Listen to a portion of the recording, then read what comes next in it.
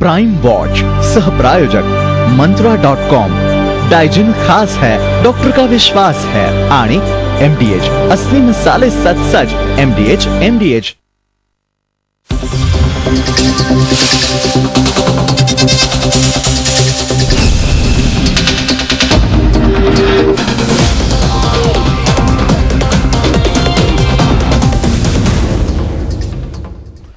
नमस्कार, मी ऋषी Desai. Prime watch मध्ये आपलं स्वागत। जातीय दंगलीमुळे आसाममध्ये सध्या परिस्थिती अतिशय गंभीर बनली आहे। गेल्या आठवडाभरापासून दंगलीच्या वणव्यात आसाम होरपळत आहे। पण का पेटलाय हा दंगलीचा वणवा? कोण आहे याला जबाबदार? काय आहेत या दंगलीमागची कारणं आणि कधी थांबणार ही दंगल? या सगळ्या प्रश्नांचा वेध घेणार आहोत आजच्या प्राइम वॉच मध्ये। धुमस्त आसाम।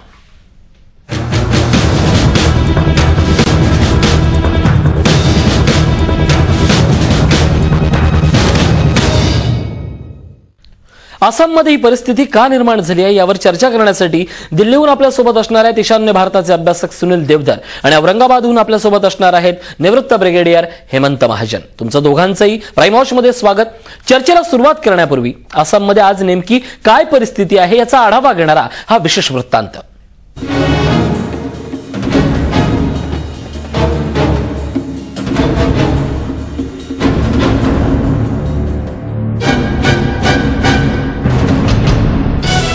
जातीय दंगलीमुळे आसाम अक्षरशः होरपळून निघाले। कोक्राझार, चिरांग, धुबरीसह 11 जिल्ह्यात दंगलीची आग पसरली आहे। कोक्राझार जिल्ह्याला या दंगलीचा सर्वाधिक फटका बसलाय। जवळपास 500 गावात हिंसाचाराचा वणवा पसरलाय। गेल्या आठवड्याभरापासून इथली परिस्थिती अत्यंत गंभीर बनली आहे। जातीय दंगलीमुळे जनता भयभीत झाली असून जीवाच्या भीतीमुळे लोकांना आपलं घरदार सोडण्याची वेळ आली आहे। दंगेखोरांकडून होत असलेल्या हल्ल्यांमुळे निरपराध लोक हतबल झालेत।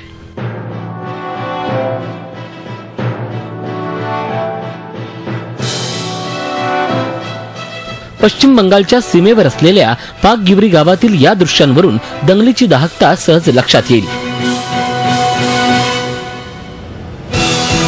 दंगलखोरांवर नियंत्रण मिळवण्यासाठी सुरक्षा बल तैनात करण्यात आले, पण त्याचा फारसा उपयोग होताना दिसत नाही। ठिकठिकाणी हा संघर्ष पाहायला मिळतोय। आठवड्याभरापासून आसाम जातीय दंगलीच्या आगीत होरपळत असलं तरी या संघर्षाची ठिणगी पडली आहे गेल्या शुक्रवारी। कोक्राझारमध्ये 2 विद्यार्थी नेत्यांची हत्या झाल्यानंतर बोडो लिबरेशन टायगर्सच्या 4 माजी सदस्यांची हत्या करण्यात आली आणि त्यानंतर आसामात जातीय दंगलींचा आगडोंब उसळला। तेव्हापासून गेल्या आठवडाभर हा वणवा पेटलेलाच असून ही दंगल आणखीन किती निरपराध लोकांचा जीव घेणार असा सवाल आता इथली जनता करू लागली आहे। झी 24 ताससाठी ब्युरो रिपोर्ट, मुंबई। आसाममध्ये उफाळून आलेला हिंसाचार, त्याला मिळालेली घुसखोरी आणि जातीयवादाच्या कारणांची जोड आणि एकूणच चिघळत जात असलेली परिस्थिती याबद्दल आपण विस्तृत चर्चा करणार आहोत। आपल्यासोबत दिल्लीहून असणार आहेत ईशान्य भारताचे त्याचप्रमाणे बोडो प्रश्नाचे अभ्यासक सुनील देवधर। देवधर सर, या चर्चेमध्ये आपलं स्वागत। मी सर्वप्रथम माझा प्रश्न असा असेल की या संपूर्ण दंगलीचं एकूण स्वरूप पाहता यातले जे प्रमुख कारण आहे ते म्हणजे बांगलादेश घुसखोरी, अनिर्बंध होत असलेलं स्थलांतर, या प्रश्नाच्या बद्दल आपण काय सांगाल? ऋषी, ईशान्य भारताची आजची जर लोकसंख्या एकूण 5 कोटी असेल तर त्याच्यामध्ये 1 कोटी हे बांगलादेशी घुसखोर आहेत। हे सगळ्यात आधी आपण लक्षात ठेवलं पाहिजे। त्यापैकी 81 लाख ही लोकसंख्या ही आसाम मधल्या बांगलादेशी घुसखोरांची, एकट्या आसाम मधल्या। ज्या आसामची लोकसंख्या जवळजवळ 2 कोटी 90 लाख म्हणजे 3 कोटीच्या जवळपास आहे, त्याची 31% लोकसंख्या ही भारतीय नाहीच आहे। ही अवैध मार्गाने घुसून आलेले, बांगलादेशातनं घुसून आलेले बांगलादेशी घुसखोर मुसलमानांची संख्या आहे, आपण लक्षात ठेवलं पाहिजे। आणि हे दंगे जे चालू आहेत हे घुसखोर मुसलमानांनी त्या ठिकाणी गैर मुसलमानांशी केलेले, म्हणजे तिथे असलेले इव्हन जे ख्रिश्चन सुद्धा जे आहेत ट्रायबल लोकांमध्ये, आदिवासींमध्ये, त्यांच्याही विरोधामध्ये हे दंगे चालू आहेत। म्हणजे हा असा हिंदू मुस्लिम असा प्रश्न नाहीये हा। नक्कीच सर, हा ज्यावेळी आपण प्रश्न समजून घेतो, मी तुमच्याकडे येणार आहे। मी आता पुन्हा एकदा जातोय औरंगाबादला। आपल्यासोबत निवृत्त ब्रिगेडियर हेमंत महाजन आहे। सर, आपण ही पार्श्वभूमी समजून घेतली, मला आता तुमच्याकडनं जाणून घ्यायचे की आज या घडीला जो आसाममध्ये हिंसाचार उफाळलाय या वादाची नेमकी पार्श्वभूमी काय? असं आहे की जसं आता देवधर साहेबांनी सांगितलं की घुसखोरीचं प्रमाण आसाममध्ये आणि ईशान्य भारतामध्ये फार वाढलेलं आहे आणि याच्यामुळे सर्वात मोठा जो प्रॉब्लेम झालेला आहे तो प्रॉब्लेम असा आहे की हे जे घुसखोर आहेत या भागामध्ये जागेची कमी आहे, रिसोर्सेसची कमी आहे, नोकऱ्या मिळत नाही वगैरे वगैरे आणि जे इतक्या मोठ्या प्रमाणात घुसखोर तिथे आले तर जे कमी रिसोर्सेस त्या लोकांकरता जे अवेलेबल आहेत त्याच्यामध्ये यांचा वाटा फार मोठा होतो आणि असं झालं घुसखोरांना एक म्हणजे त्यांना राजकीय हेतूनी किंवा मतपेटीच्या राजकारणामुळे या सगळ्या घुसखोरांना राशन कार्ड देण्यात आलेलं आहे, त्यांना आयडेंटिटी जे वेगवेगळे जे डॉक्युमेंट्स असतात पॅन कार्ड म्हणा वगैरे हे सगळं देण्यात आलेलं आहे. त्याच्यामुळे जे थोडे जे रिसोर्सेस असतात धान्याचे असो, जागेचे असो, जमिनीचे असो, हे सगळे आता याचा फायदा हे घ्यायला लागले आहेत. त्याच्यामुळे जे मूळचे रहिवासी आहेत या केसमध्ये बोडो आहेत त्यांना असं वाटतं आहे की आमचं हे आमच्या भागात येऊन आमच्याच नोकऱ्या, आमचीच जमीन, आमचीच घरं हे का घेत आहेत. त्याच्यामुळे त्यांच्या विरुद्ध अतिशय जास्त राग आहे आणि असंच सगळीकडे आसाममध्ये आणि ईशान्य भारताच्या इतर प्रांतामध्ये पण हेच प्रमाण होत चाललेलं आहे. आणि याच्यामध्ये अजून एक तुम्हाला विशेष गोष्ट अशी कळायला पाहिजे की पहिले हे घुसखोर जी बांगलादेश आणि आसामची जी सीमा होती या सीमेच्या जिल्ह्यामध्ये फार मोठ्या प्रमाणामध्ये होते, काही ठिकाणी 80 ते 90%. आता हा जो कोकराझार जिल्हा जो आहे हा काही सीमेवरचा जिल्हा नाहीये. आसामला किंवा नॉर्थ ईस्ट ईशान्य भारताला जी ब्रह्मपुत्रा नदी आहे 2 भागामध्ये वाटते. हा जिल्हा नॉर्थ ऑफ ब्रह्मपुत्रा आहे. म्हणजे आता हे घुसखोराचा जो कॅन्सर आहे इतका जास्त पसरला आहे की तो त्या जे जिल्हे म्हणजे सीमेवरती आहे तिकडून तो आता आसामच्या अजून आतल्या भागामध्ये पसरत आहे आणि नंतर तो इव्हन जे डोंगराळ प्रदेश अरुणाचल प्रदेश वगैरे तिथे पण जाणार आहे. तर त्याच्यामुळे परिस्थिती जशी दिवसेंदिवस अजूनच जास्त गंभीर होणार आहे. नक्कीच सर, अतिशय महत्वाचा मुद्दा मांडलाय. मी आता जातोय पुन्हा एकदा दिल्लीला. सर देवधर सर, आताच तुम्ही ऐकलं असेल की हेमंत महाजन यांनी एक अतिशय महत्वाचं विधान केलंय की आता हा धोका फक्त सीमावर्ती भागापुरता राहिलेला नाहीये. आज या संपूर्ण दंगलीत तब्बल 11 जिल्हे धुमसत आहेत. हा वणवा पुढे पुढे सरकत चाललाय. या वाढत्या धोक्याबद्दल तुमचं काय म्हणणं आहे सर? आसाम हा असंतोषाच्या ढिगाऱ्यावर बसलेला आहे आणि त्याच्यावर ही ठिणगी पडलेली आहे आणि हा विस्फोट भयंकर होऊ शकतो. ही जर आग वेळेवर थांबवली नाही तर ही संपूर्ण आसाममध्ये पसरू शकते. दुर्दैव असं आहे की काँग्रेस त्या ठिकाणी राज्य सरकारमध्ये गेली 15 वर्ष आहे, केंद्रामध्ये आहे, पण केवळ मुसलमानांच्या घुसखोरी वाढवायची, त्यांची मतपेटीवर डोळा ठेवायचा, त्यांच्या विरुद्ध कुठलीही कारवाई करायची नाही, हे त्यांचं धोरण असल्यामुळे आज हा सगळा धोका निर्माण झालेला आहे. हे ज्याप्रमाणे महाजन साहेबांनी सांगितलं त्याप्रमाणे हे घुसखोर जे आहेत हे आदिवासींची भूमी त्यांनी बळकावलेली आहेच, पण आत्ता जे भांडण चालू झालं ते फॉरेस्ट लँड देखील त्यांनी खूप मोठ्या प्रमाणावरती बळकावलेली आहे.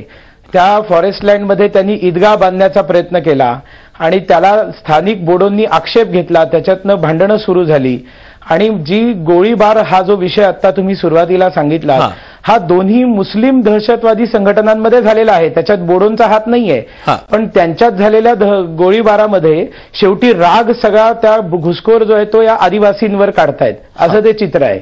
नक्की. म्हणजे या संपूर्ण पद्धतीचा ज्यावेळी आपण विचार करतो तेव्हा घुसखोरांच्या माध्यमातून हळूहळू जाळं पसरायचं आणि नंतर त्याचा त्रास स्थानिकांना व्हायचा आहे. मात्र ह्या दोन गोष्टींचा विचार करताना मला देवधर साहेब तुम्हाला अतिशय महत्वाचा प्रश्न आहे.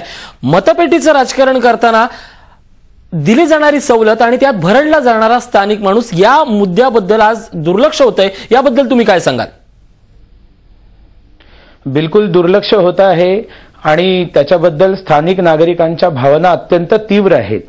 500 रुपये दिल्यावरती जर रेशन कार्ड मिळत असेल आणि नुसतं रेशन कार्ड मिळाल्यामुळे जर कोणी भारतीय नागरिक बनत असेल तर तो अत्यंत गंभीर प्रश्न आहे.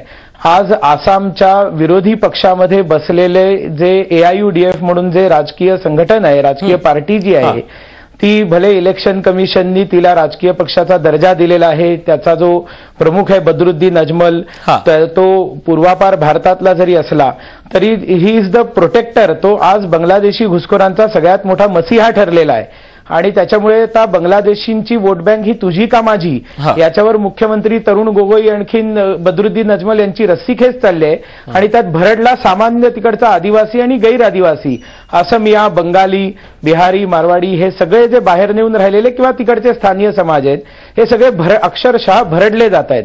त्यांचे शेतमाल उचलून नेणं, गाई गुरं उचलून नेणं, जमिनी बळकावणं आणि इव्हन ब्रह्मपुत्रासारखी जी नदी आहे हे बाहेरनं आलेले जे बांगलादेशी आहेत हे 12 महिने त्याच्यामध्ये मासेमारी करतात आणि तिकडचा मूळ स्थानिक समाज जो आहे तो माशांच्या ब्रीडिंग पिरियडच्या वेळेला मासेमारी करत नव्हता. म्हणजे या रिसोर्सेस वरती प्रचंड डल्ला यांनी टाकलेला आहे. नक्कीच. देवधर सर, मी तुमच्याकडे येणार आहे. तुमचा हाच मुद्दा घेऊन मी महाजन सरांकडे जाणार आहे. सर, या संपूर्ण प्रश्नाकडे पाहिलं तर एक गोष्ट आपल्या लक्षात येईल. मुळात हा भाग सीमावर्ती भागात आहे. सीमावर्ती भागात घुसखोरी करायची आणि ती घुसखोरी करतानाच स्थानिकांना दहशतीत आणायचं आणि त्यांना हुसकावून लावायचं. या एकूण साऱ्या प्रकारांमुळे, या साऱ्या दहशतवादी कारवायांमुळे एकूणच त्या भागातला जो सीमावर्ती भाग आहे तो आज कुठेतरी चिंताग्रस्त झालाय असं म्हटलं येईल काय? हो, तुमचं म्हणणं बरोबर आहे. पण त्याच्या आधी तुम्हाला ईशान्य भारताची आणि आसामची भौगोलिक स्थिती नीट कळायला पाहिजे. जर आपण नकाशा बघितला ईशान्य भारताचा तर आपल्याला असं दिसेल की ईशान्य भारताची फक्त 2% बॉर्डर ही भारताशी आहे आणि बाकी 98% बॉर्डर ही इतर देशांशी आहे, ज्याच्यामध्ये चीन आहे, बांगलादेश आहे, म्यानमार आहे वगैरे वगैरे. आणि खास तर जी बांगलादेश आणि भारताची जी बॉर्डर आहे ही अतिशय पोरस आहे. अतिशय 1000 किलोमीटरहून जास्तही लांबी बॉर्डर आहे आणि त्या बॉर्डरला आपण तिथे बॉर्डर फेन्स घालायचा प्रयत्न करतोय, तिथून लोकांना थांबायचा प्रयत्न करतोय. पण आपल्या होम मिनिस्ट्रीचं काम इतकं ढिसाळ आहे की गेले 10 वर्षापासून त्यांना त्या भागामध्ये फेन्स निर्माण म्हणजे जे कुंपण जे तयार करायचं ते अजून तयार करता आलेलं नाहीये. याच्या विरुद्ध तुम्ही एक एक्झाम्पल घ्या. ज्यावेळेस भारतीय सैन्याने ठरवलं की काश्मीरच्या लाईन ऑफ कंट्रोलवरती कुंपण तयार करायचं तर भारतीय सैन्याने बरोबर 3 वर्षामध्ये 13,000, 14,000, 15,000 फुटावरील कुंपणं बांधलेली आहेत. आणि त्यावेळेस पाकिस्तानचं तिथनं फायरिंग पण सुरू होतं. तर हे जर सैन्य जर हे 3 वर्षामध्ये काम करू शकतं तर मग गृह मंत्रालय आणि त्यांचं PWD आणि बॉर्डर सिक्युरिटी फोर्स हे कुंपण गेले 10 वर्ष का लावत नाहीये? नक्कीच नक्कीच सर, हा अतिशय महत्वाचा हिस्सा आहे. कारण संपूर्ण भारताच्या भौगोलिक रचनेचा विचार करता ही अस्पष्ट असणारी रेषाच आज आपल्या जिव्हारी येते की काय असा प्रश्न निर्माण झालाय. या अतिशय महत्वाच्या विषयावर आपण बोलणार आहोत. पण एका छोट्याशा ब्रेक नंतर पाहत राहा धुमस्त Assam.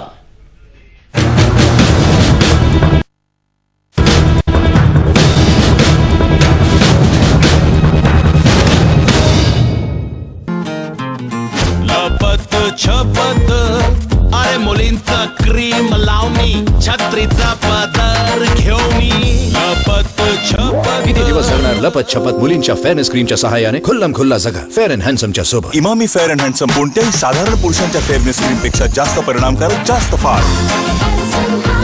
Emami fair and handsome जगातील नंबर 1 फेअरनेस क्रीम पुरुषांसाठी. पाण्याला सर्वात सुरक्षित कोण बनवतं? ॲक्वाशॉटचा किटाणू मॅग्नेट, जो पाण्यातून बॅक्टेरिया आणि व्हायरस यांना माग काढत पकडतो, ते देखील विना chemical.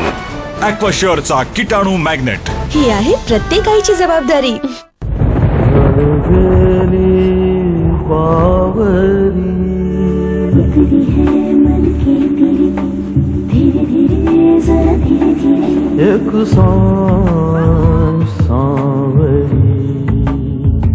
Wildstone deodorant. It happens.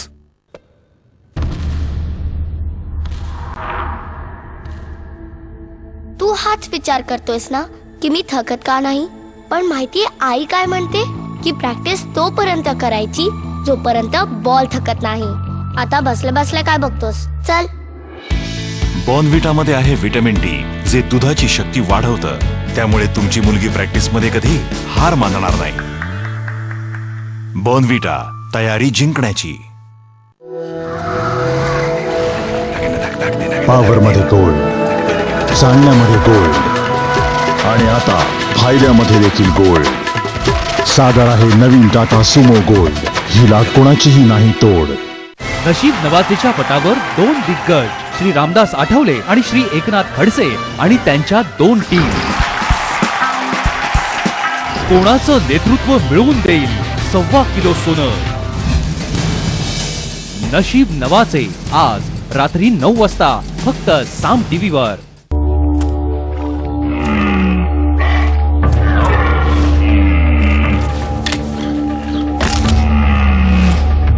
असलीला पर्यायच नाही.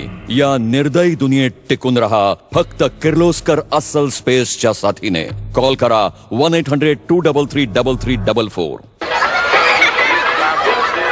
पर माझा किसान केचप.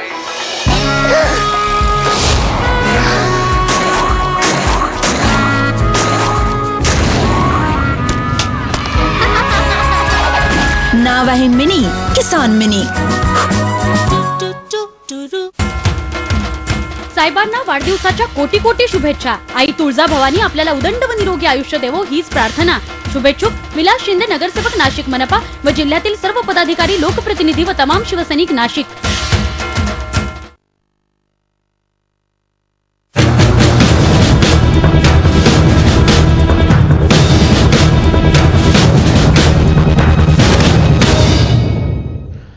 ब्रेकनंतर स्वागत. आसाममध्ये सध्या हिंसाचाराची परिस्थिती निर्माण झाली. ही परिस्थिती नेमकी का निर्माण झाली आहे याबद्दल आपण चर्चा करतोय. आपल्यासोबत दिल्लीहून सुनील देवधर आहेत. देवधर सर, या संपूर्ण परिस्थितीचा विचार करता म्हणजे एक गोष्ट प्रामुख्याने पाहावी लागेल की 70च्या दशकात याची ठिणगी पडली, 80 मध्ये हे विषवृक्ष फोपावत गेला, 90च्या दशकात 93 आणि 94 मध्ये 2 मोठी या ठिकाणी शिरकाण करण्यात आली, हत्याकांड झाली आणि आता मात्र हे अतिशय फोपावले. या संपूर्ण इतिहासावर नजर टाकल्यास काय दिसतं आपल्याला? याच्यामध्ये एक गोष्ट लक्षात ठेवली पाहिजे ऋषी, की आता हा फक्त आसामचा प्रश्न राहिलेला नाही. नक्कीच जसं महाजन साहेब म्हणाले त्याप्रमाणे अरुणाचल प्रदेशामध्ये एक 50,000 बांगलादेशींना 4 वर्षांपूर्वी अरुणाचल प्रदेश सरकारने बाहेर काढलं आणि ते आसाममध्ये आले आणि आसामच्या मुख्यमंत्र्यांनी डिक्लेअर केले की ते बांगलादेशी नाहीयेत, ते असमिया लोक आहेत. असंच नागालँडमधनं देखील आयडेंटिफाय करून बाहेर काढलं नागालँडच्या सरकारने आणि ते आसाममध्ये आले. जर राजकीय नकाशा बघितला तर लक्षात येतं अरुणाचलमधनं बाहेर पडलं, नागालँडमधनं बाहेर पडलं, भारतात आलं म्हणजे कुठे आलं तर आसाममध्ये येतं आणि आसाममध्ये लगेच राजकारण चालू होतं. म्हणजे बांगलादेशी आहेत म्हणून बाहेर काढलं जातं अरुणाचल प्रदेशमधनं. आसाममध्ये आल्यावर अचानक एक जादूची छडी फिरते, आणखीन ते भारतीय बनून जातात. तर याच्याकडे आपण मुख्य लक्ष दिलं पाहिजे की हे वोट बँक पॉलिटिक्स आहे. हेच पॉलिटिक्स त्या पश्चिम बंगालमध्ये खूप मोठ्या प्रमाणावर खेळलं गेलेलं आहे आणि आज तितकीच भयंकर स्थिती बांगलादेशी घुसखोरांमुळे बंगालमध्ये देखील निर्माण झालेली आहे. आणि दुर्दैवाने आज ममता बॅनर्जी देखील सीपीएमनी केलेलं वोट बँक पॉलिटिक्स पुढे कंटिन्यू करतायत. आज दिल्ली सारख्या ठिकाणी देखील 25 लाख बांगलादेशी आहेत आणि यमुना पार म्हणून तो एरिया आहे आणि दिल्लीच्या उच्च न्यायालयाने राज्य सरकारला आदेश दिलेला आहे. अतिशय महत्त्वाचा प्रश्न, नक्कीच अतिशय महत्त्वाचा प्रश्न आहे. मी पुन्हा एकदा जाणार आहेत महाजन सरांकडे. सर, आपण पाहिलं की या चर्चेत वारंवार एकच मुद्दा अधोरेखित होतोय, तो म्हणजे मतपेटीचं राजकारण. तुम्ही आसामचा भौगोलिक इतिहासाबद्दल मगाशी बोललात. या संपूर्ण परिस्थितीचा विचार करता ही जातीयवादीची जी विषवल्ली आहे ती फोफावण्यास नेमकी काय कारण आहेत आणि नेमके कोण जबाबदार आहे, तुम्हाला काय वाटतं सर? असं आहे, हे जे मतपेटीचं राजकारण आहे आणि घुसखोरांना जे आत येऊ देणं चाललेलं आहे हे जवळजवळ गेले 20-25 वर्ष सुरू आहे. जर आपल्याला कल्पना असेल 71 सालची लढाई जी आपण पाकिस्तानशी लढलो, इंदिरा गांधी प्राईम मिनिस्टर होत्या, त्यांनी लढाई करायचं ठरवलं.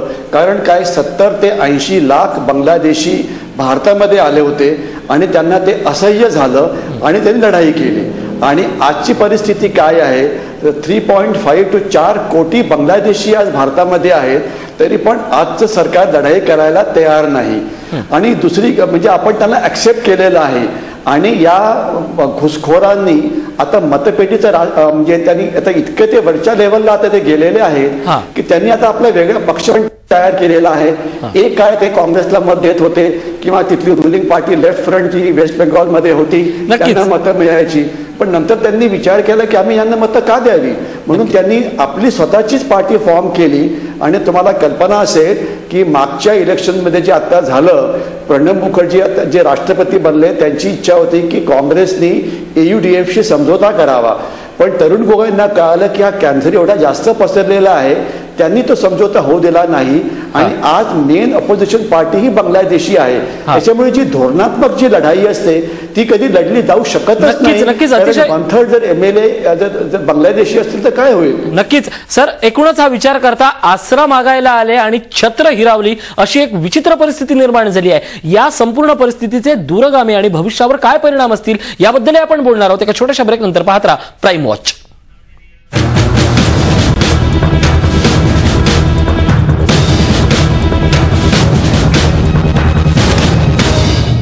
मी का म्हणतोय हे चूक, हे बरोबर, हे इतरांसाठी, हे पुरुषांसाठी. वाईल्ड स्टोन टॅल्क वापरा पुरुष जातीच्या हितासाठी. धन्यवाद. ऍसिडिटी आणि अपचन ह्यामध्ये डायजीन देई झटपट आणि प्रभावी आराम. डॉक्टरांनी सुचवलेलं नंबर 1 अँटासिड आहे डायजीन. डायजीन खास आहे, डॉक्टरांचा विश्वास आहे. Who says beauty duty नहीं कर सकती? पेश है Sintex Vitex with 3 layer benefits, cooler, brighter, stronger. Beauty हमेशा ऑन ड्यूटी, करेक्ट? अरे हाँ कर रहा हूँ. अरे प्रजापति, संडे कब है? संडे कब है यार? क्या हुआ? संडे. टेंशन थकान उतारने के लिए संडे का इंतजार क्यों? 9 दुर्लभ जड़ी बूटियों वाले नवरत्न तेल की मालिश से रोज की थकान रोज उतारिए. आज संडे है ना? नवरत्न लगाओ, सीटी बजाओ. नमस्कार. प्रत्येकाला सुधारण्याची एक संधी मिळालीच पाहिजे. अजूनही तुम्हाला असं वाटतं मला राजकारण येत नाही? नशीब नवाजीच्या पटावर 2 दिग्गज श्री रामदास आठवले आणि श्री एकनाथ खडसे आणि त्यांच्या 2 टीम. कोणाचं नेतृत्व मिळवून देईल 1.25 किलो सोनं? नशीब नवाचे आज रात्री 9 वाजता फक्त साम टीव्हीवर. Oh my God! Help! Wake up! माझा baby बुडतोय. Help! Oh my God! Do something! त्याला पोहायला नाही येत. Come on, do something! No, baby! Mister baby, cycle चालव. सायकल चालव.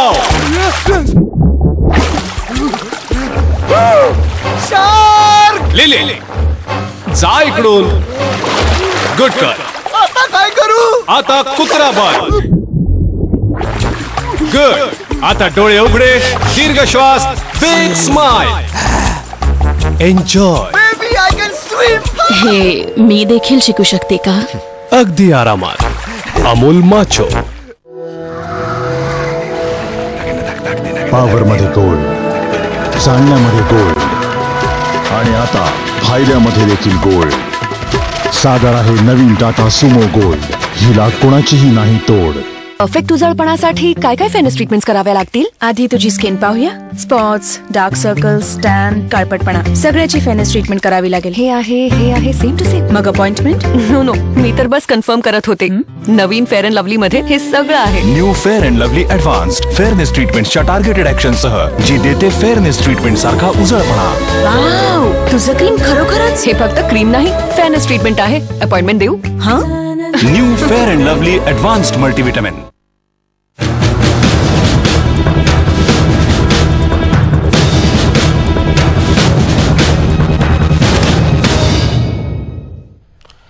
ब्रेकनंतर आपलं स्वागत. बांगलादेशी घुसखोरांनी केलेला हिंसाचार आणि त्यात भरडले गेलेले आसामी नागरिक या परिस्थितीबद्दल आपण चर्चा करतोय. मी जातोय दिल्ली स्टुडिओला. आपल्यासोबत देवधर आहेत. देवधर सर, आपण पाहतोय की या संपूर्ण बांगलादेशी घुसखोरांनी आज जी तणावग्रस्त परिस्थिती निर्माण केली आहे त्यामुळे स्थानिक जनतेला जगणं हे प्रचंड भयावह झालंय. या परिस्थितीवर आता पुन्हा एकदा सामाजिक भान जागृत करण्याची आणि कडक पावले उचलण्याची गरज निर्माण झाली आहे. तुम्हाला काय वाटतंय? अगदी बरोबर आहे. सामाजिक जाण निर्माण झाली पाहिजे. तो एक महत्वाचा मुद्दा बनला पाहिजे चर्चेचा. इंटलेक्च्युअल लेवलवरती याची डिस्कशन झाली पाहिजे. चर्चासत्र देशभर झाली पाहिजेत. एक माहितीसाठी म्हणून सांगतो, मुंबईमध्ये होणाऱ्या 11 जुलैच्या बॉम्बलास्टच्या घटना किंवा अन्य देशभरातल्या दहशतवादी घटनांमध्ये जे पकडले गेलेले लोक आहेत त्याच्यात खूप चांगल्या संख्येने बांगलादेशी घुसखोर देखील सामील आहेत. त्यांची नावं आहेत आणि आज मुसलमान दहशतवादी संघटनांचं एक मुख्य केंद्र बांगलादेश बनलेलं आहे. आणि त्याच्यामुळे तिकडनं ही सगळी घुसखोरी बरोबर दहशतवाद देखील पसरवण्याचा प्रयत्न होतोय. याच्याबद्दल जागृती निर्माण केली पाहिजे समाजामध्ये. सगळ्यात पहिल्यांदा बॉर्डर फेन्सिंग पक्क केलं पाहिजे, पूर्णपणे ती बॉर्डर सील केली पाहिजे. जे बांगलादेशी आहेत ते डिटेक्ट केले पाहिजेत आणि त्यांची नावं मतदाता सूचीमधनं डिलीट केली पाहिजेत. जोपर्यंत ते वोट बँक पॉलिटिक्स करतायत तोपर्यंत त्यांचं लांगुल चालन चालू आहे. त्यांना इथे बिर्याणी खायला घालण्याचं धोरण चालू आहे.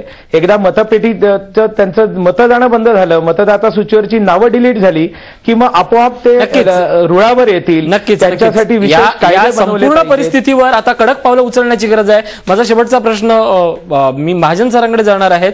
सर, मला सांगा, औरंगाबादला मी जातोय, मला सांगा एकूणच या परिस्थितीवर आता कडक पावलं उचलण्याची गरज निर्माण झाली आहे, पण हे भविष्यात रोखता येऊ शकतं का? थोडक्यात काय सांगाल? तुमचं म्हणणं अगदी बरोबर आहे. कडक पावलं निर्माण करायला पाहिजे. आपल्याला एक गोष्ट कळायला पाहिजे की ईशान्य भारतामध्ये जवळजवळ 150हून जास्त आतंकवादी वेगवेगळे ग्रुप्स आहेत आणि ते पहिले कोणी नागालँडमध्ये होते, कोणी मणिपूरमध्ये होते. आता त्याच्यामध्ये बांगलादेशमधल्या हुजी वगैरे अशा आतंकवादी ग्रुप्सची भर पडलेली आहे. त्याच्यामुळे आता हे केवळ घुसखोरांचे ग्रुप बनलेले आहेत. आणि पाकिस्तानची गुप्तहेर संस्था ISI हे याचं एक मोठं केंद्र होतं बांगलादेशमध्ये. नशिबाने आता तिथे हसीना वाजूचं जे सरकार आलेलं आहे त्यांनी आता त्यांना ते उघडपणे कारवाई करू देत नाही, पण जेवढी इम्प्रूव्हमेंट व्हायला तेवढी झालेली नाहीये. तर म्हणून आता जर आपल्याला हे घुसखोरीचा जर कॅन्सर थांबवायचा असेल तर आपल्याला अक्षरशः 100 वेगवेगळ्या फ्रंटमध्ये लढावं लागेल.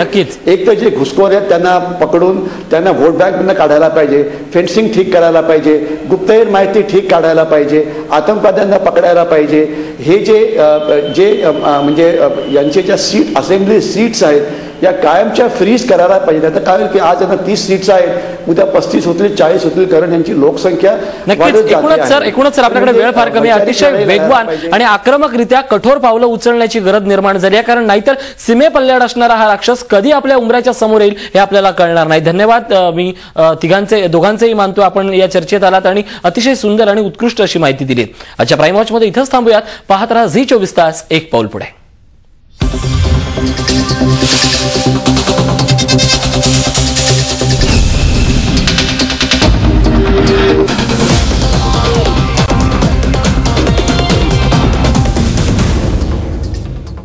प्राइम वॉच सह प्रायोजक मंत्रा.com. डाइजिन खास है, डॉक्टर का विश्वास है. आणि MDH असली मसाले सच MDH.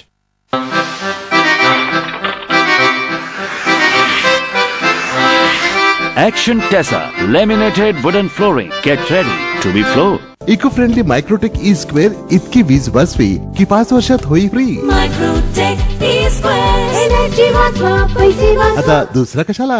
ऍसिडिटी आणि अपचन ह्यामध्ये डायजिन देई झटपट आणि प्रभावी आराम. डॉक्टरांनी सुचवलेलं नंबर 1 अँटासिड आहे डायजिन. डायजिन खास आहे, डॉक्टरांचा विश्वास आहे. तुझी बाहुली जग पाहिल, वचन देतो.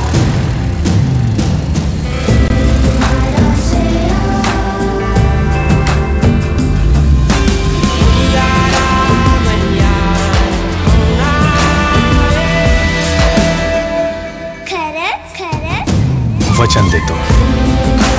सर्व आहे शक्य, काहीच नाही अशक्य. नवीन टूथपेस्ट